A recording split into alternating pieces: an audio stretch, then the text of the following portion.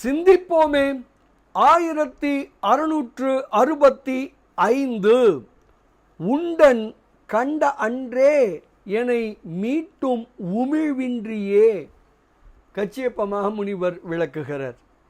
மேகம் போன்ற கரிய நிறம் உடைய கழுத்தும் புன்முறுவலும் சுழன்று ஆடும் நெருப்பே நானும் வண்ணம் கொண்ட செஞ்சடையும் கொக்கரை எனும் தாளத்திற்கு ஏற்ப ஆடும் கூத்தும் சடை மேல் விளங்கும் மறு தீர்ந்த பிறையும் குளிர்ச்சி பொருந்திய மலர் பாதமும் அகலாத அவனது இன் அருளும் கொண்டு என்னை உண்டான்.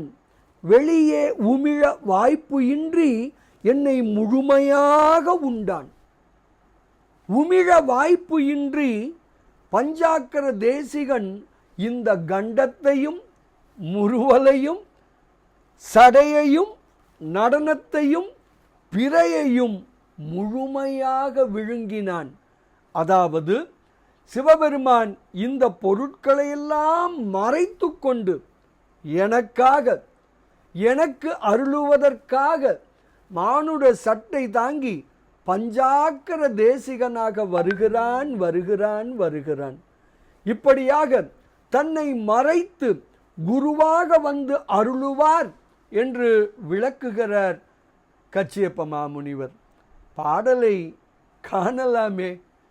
கொண்டலம் கண்டமும் கொக்கரை கூத்தும் குறு நகையும் மண்டலம் கொண்டவிர் செஞ்சடை கற்றையும் வான் பிறையும் தண்டளிர் பாதமும் பஞ்சாக்கரவன் தயங்கு அருளும் உண்டன் கண்ட அன்றே என்னை மீட்டும் உமிழ்வின்றியே என்று ஸ்ரீ கச்சியப்ப மாமுனிவர் தன்னுடைய ஸ்ரீ பஞ்சாக்கர தேசிகர் அந்தாதி எனும் அற்புதல் நூலில் 28வது பாடலில் அழகாக விளக்குகிறார்.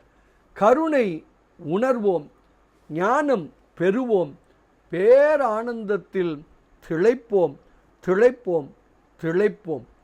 இனிய வணக்கம். சிவாய நம.